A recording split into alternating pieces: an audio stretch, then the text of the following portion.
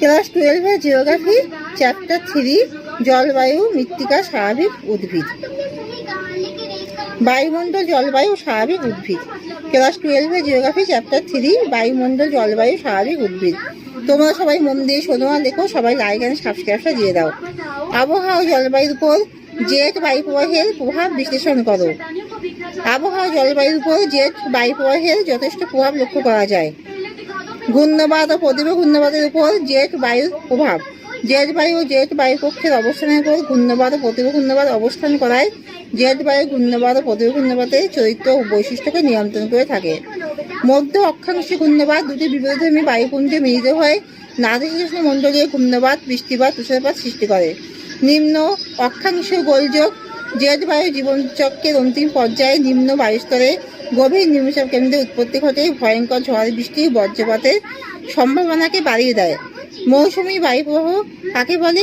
ভারতের দক্ষিণ পূর্ব মৌসুমী বায়ু সক্রিয়তা অনেকাংশে ক্রান্তীয় পূর্বালি জেটের উপর নির্ভর করে। বর্ষাকালে ভারতের উপর নিম্নচাপ ও ঘূর্ণিঝড়ের সৃষ্টি হলে তার তীব্রতা অনেকাংশে নির্ভর করে ক্রান্তীয় পূর্বালি জেটের উপর। এল নিনোর উৎপত্তি ব্যাখ্যা করো। পশ্চিমী ঝঞ্ঝা কাকে বলে ও মনসুন ট্যাপ। এল নিনো একটি স্প্যানিশ শব্দ। এল নিনোর উৎপত্তি ব্যাখ্যা করো। এল নিনো একটি স্প্যানিশ শব্দ যার অর্থ হলো ছোট্ট ছেলে।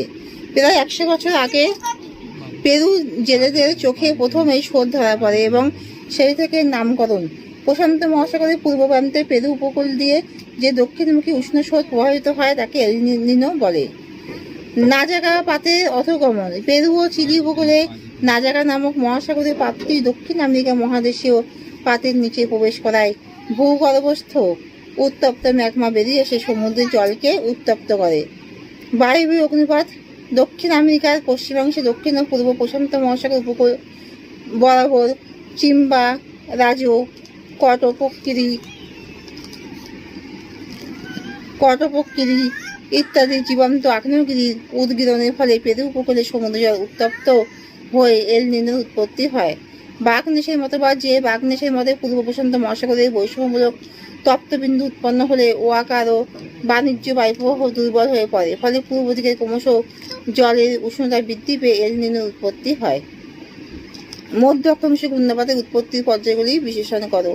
প্রথম পর্যায়ে মেরু অঞ্চল থেকে শীতল বায়ু ও ক্রান্তীয় অঞ্চল থেকে আগত উষ্ণ বায়ু পরস্পরের সমান্তরালে বিপরীত দিকে প্রবাহিত হয়ে সাম্য সীমান্ত গঠন করে।